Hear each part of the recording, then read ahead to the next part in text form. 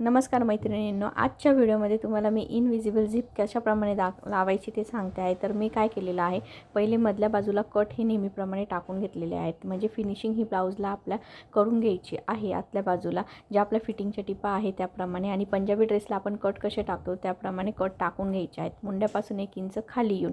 आणि तुम्ही बघू शकता मी वन साइड दाबा वापरलेला आहे। तुम्ही सुद्धा वन साइडच दाबा वापरायचा, त्याच्यामुळे आपली झिप ही एकदम व्यवस्थित लागते। तुम्ही बघू शकता झिप मी कशा प्रकारे लावते आहे।